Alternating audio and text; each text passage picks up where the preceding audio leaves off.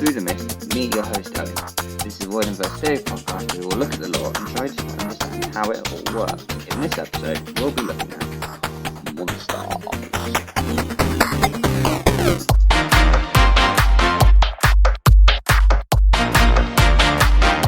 Hey up and welcome back, everybody.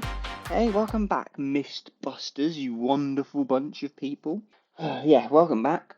Hope everyone's having a good week and all that jazz.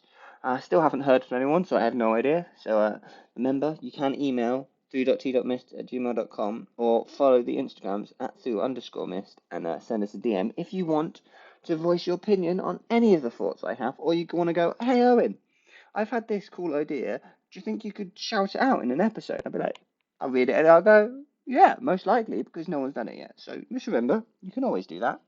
Yes, so welcome back, everybody. Hi. Hi to any new people joining in for this podcast, because I've had a couple of cameos since I've last recorded one. One of them hasn't come out on the time of recording, but probably come out before the next episode I record, so might as well say it now. So hello, anyone coming from a Seaweed Brain or the Half-Blood Report, you're welcome to stay for as long as you like.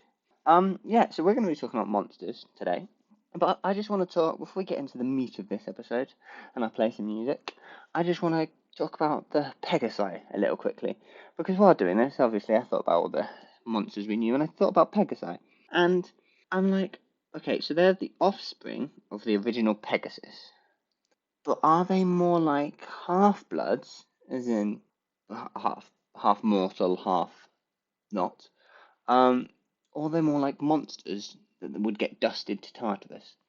And we only know of one Pegasus that dies, Rhaenyra's Scorpio or something like that, but we don't find out if he dusts or not. We just know she stabs him. That was just a thought I've been having. I've started to lean towards they are half-blood horses. Pegasi are half-blood horses, and that's why I've leaned to, because why not? It's fun to think about. If you have any thoughts of this, obviously, like I just said, get in contact. It'll be the community question for you. Get in touch.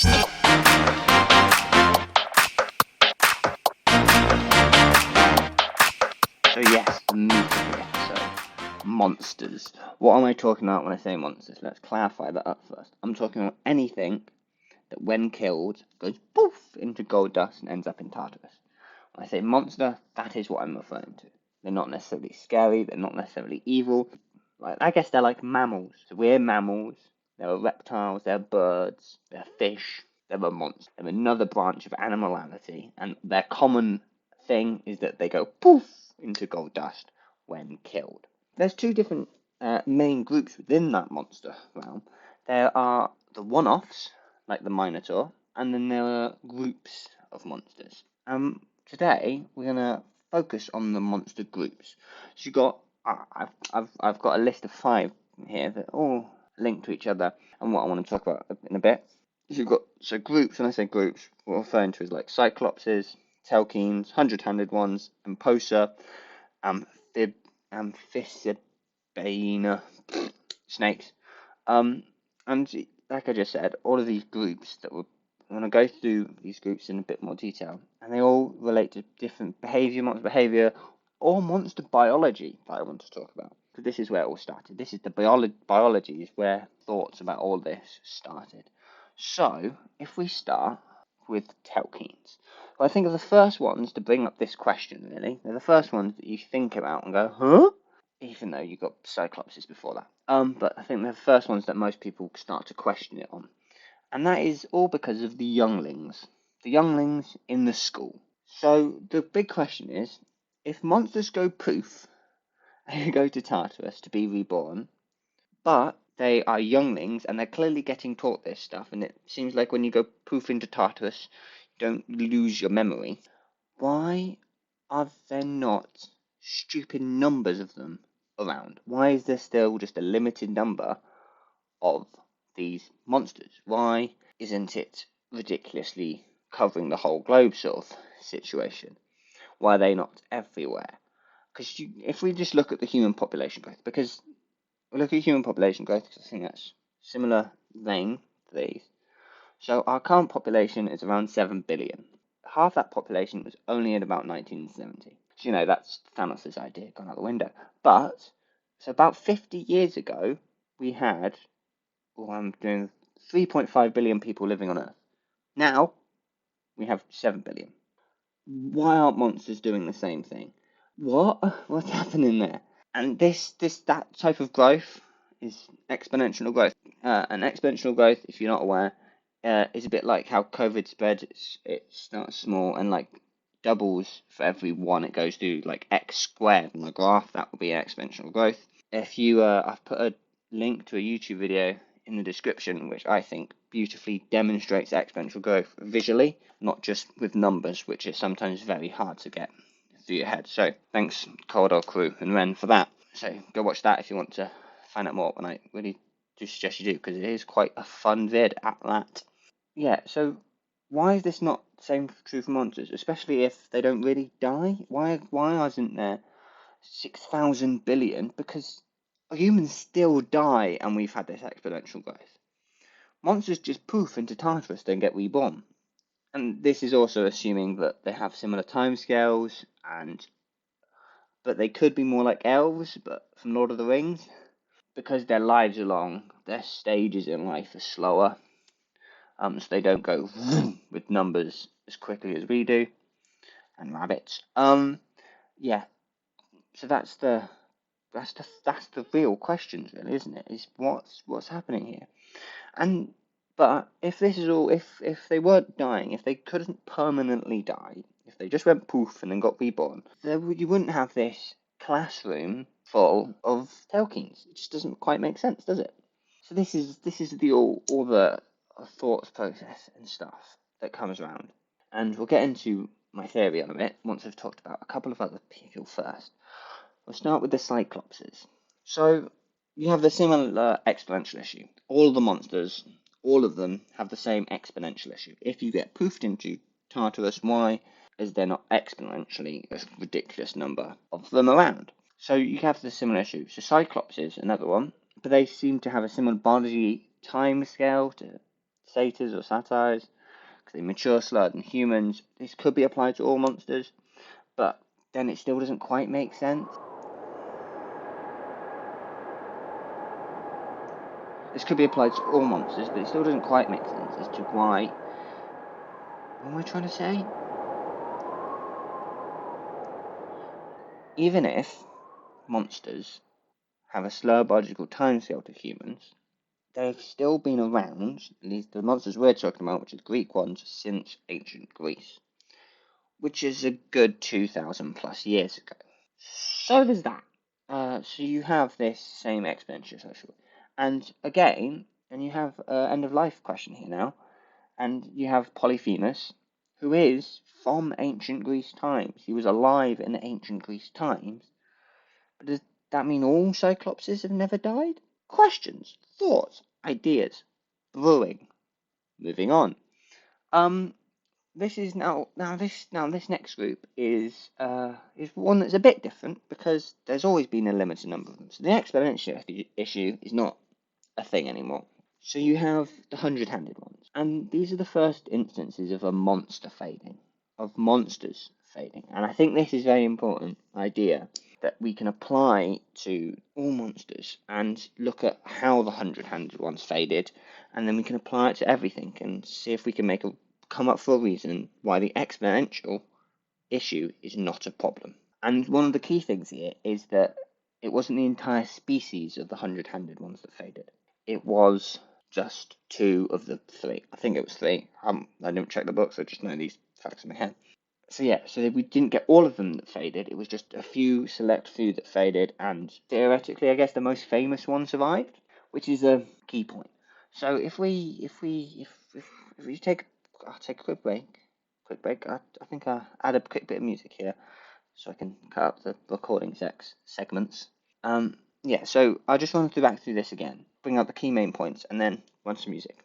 Just the key main points I want to bring out again. So you have this exponential issue where, as humans, we have doubled in size in 50 years. So why aren't all the different monster species having the same issue? Especially if they don't die like we do. if they don't have a biological death. And then you've got some that we know have been around forever, and some that have faded away. Okay, they're the key points. Remember, come back to it.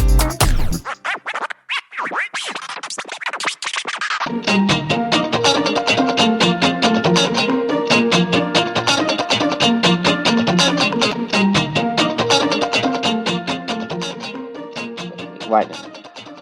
So now I've got all those points in the head, let's talk about the life cycle and how I'm putting forward for the life cycle of monsters. So monster species, they do have a form of life cycle because they are born. Monsters get born. Individual monsters get born. Monster groups appear, and we have creation myths for the different monsters. Most of the monster groups, monster species, we have specific knowledge of certain members of those groups, how they're born. Like Tyson, probably the best example for that one. And the younger Tolkiens as well. So we know that they get born, and they are constantly getting born. And then they do their thing. They fight heroes, they destined Tartarus, they do whatever they're going to do. Which is the next bit we're going to talk about. They go do whatever they're going to do and just live their life. However, I am saying there is not an infinite lifespan.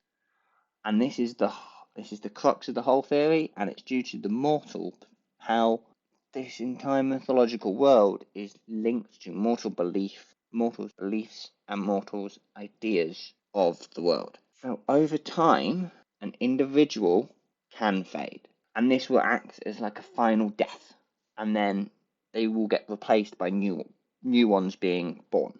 And then the more famous you are as a individual, polyphemus, the longer your lifespan. So you have, so that's the crux of this basically, is that there's almost like a limited number of monsters, of a group of monsters that us humans can imagine, and there's almost this set pool of numbers.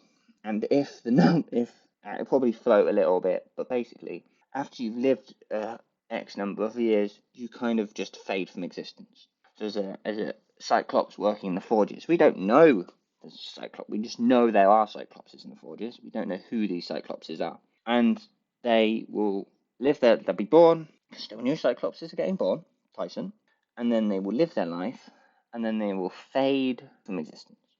And I feel like it will be like it's a slow sort of fade process where it's almost like growing up and getting old, where their bodies just start to slow down and they don't have much energy for anything, and then they fall asleep and fade out of existence, and they no longer poof into Tartarus. And then you get rid of the entire exponential issue. It's all gone. Everyone's happy. I think this lines up really quite nicely for all the monsters in this universe. We only really have Greek and Roman monsters. Norse ones can go away, and there aren't any Egyptian ones. They're just gods. Unless you say a platypus is a monster.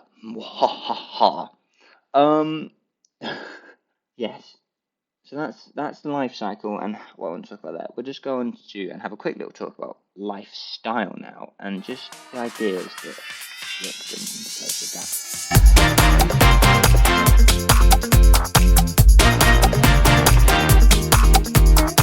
Hey, welcome back, guys. So I feel like this is a short episode. I don't know yet, but I know I hung around for about 4 minutes just trying to get one sentence out. So this is going to be a bit shorter, I feel like. So yes, lifestyle. So when I say lifestyle, what am I talking about? So I'm talking about what do the monsters do when they're not fighting? And in this case, we are talking about the more deadly monsters. The monsters that we meet or would perceive to just kind of attack and knee at people. And the two best examples of you could put forward for these are really the Imposa.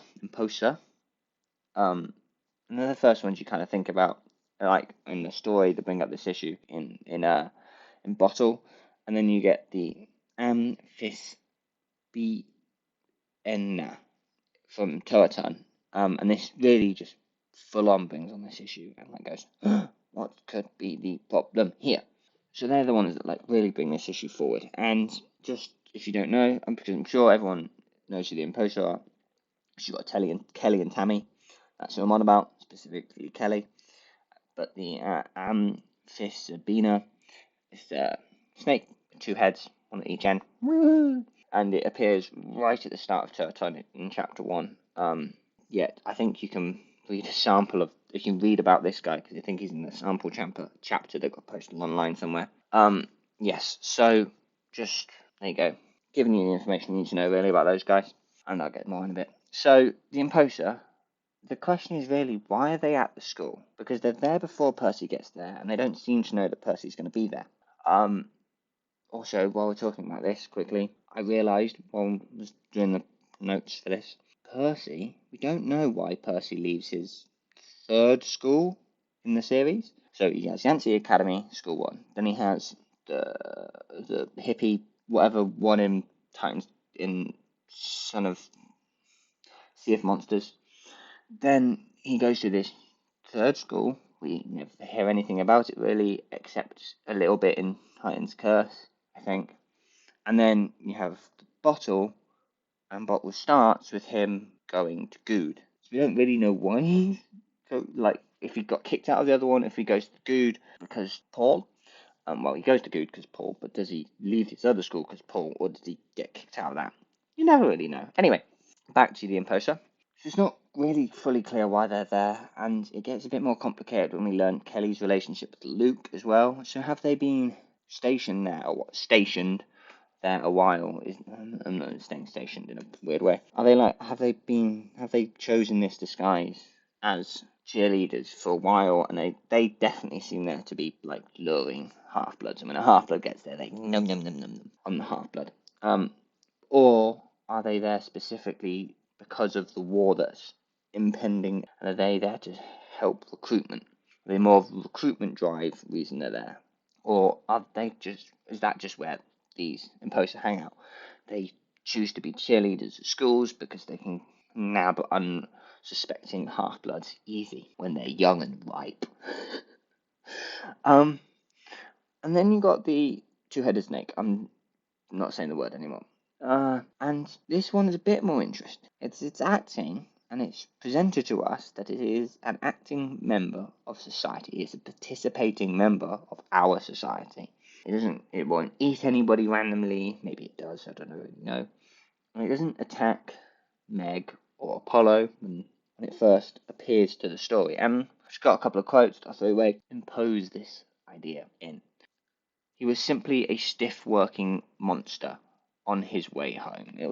That's what we get from Apollo. He could just be simply a stiff-working monster on his way home, and we get this line straight from him, the monster himself, saying, "Wait, did I miss the Baltimore stop? My wife is gonna kill me." And this clearly implies that because they get picked up at Washington. He walks on the train in Washington, and then he's just doing his like daily commute. And you have this idea that maybe not all monsters are evil, and it reinforces this, reinforces the idea that you've had before. Tyson and Ella, I think, being a couple of the big ones. Mrs. O'Leary can be in there as well a little bit, and you get other ancient Cyclopses a bit like Tyson, the same species as Tyson. And you also get the party ponies, but not all of the species are nice, not all of the species are evil. It gives you this fun dynamic that not all monsters are bad. But then you can read into this another way, which I'm sure if certain podcasts ever get that far, they will. But it's not what we do here. We look at the law, so I'm just going to leave that one alone and just put it in your head to go, monsters work in our society. What does that mean? I'll let you think about that. So these are just kind of thoughts and interesting points, really. I know it doesn't really help anything. It kind of implies you can pretend you're in English class and do your thoughts about a monster being part of a society and that whole thing about that. Left hand is in a glove full of Vaseline. Yeah, so you can make interesting thoughts, interesting points, but there's not really much here to make a full guesstimate on the whole situation and idea. But anyway, I still wanted to talk about it because I wanted to talk about monsters as a whole. Maybe in future episodes we will look at particular monsters in particular. Like maybe do an episode when we look at a group of monsters. I think fun ones should be Centaurs and Cyclopses because you've got two different kinds of both. Yeah, so I think that's kind of where we'll run out on this one. That's kind of everything. I hope you all have a fun time. I'm very busy this next month, but I already know what my next episode is going to be on. So, well, we'll see. I'm not sure how deep I can go with it. But anyway, I'm talking about it. It might just be another short one. Who knows? Yes, so remember, have fun, live life. Owen, run that out.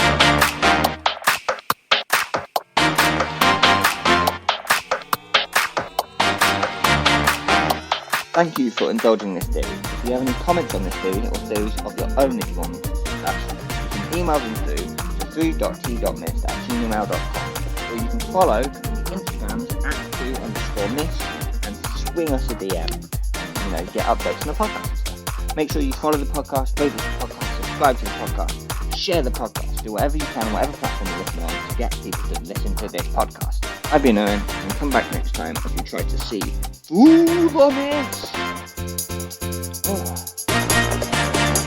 Worst episode you've ever done, was it?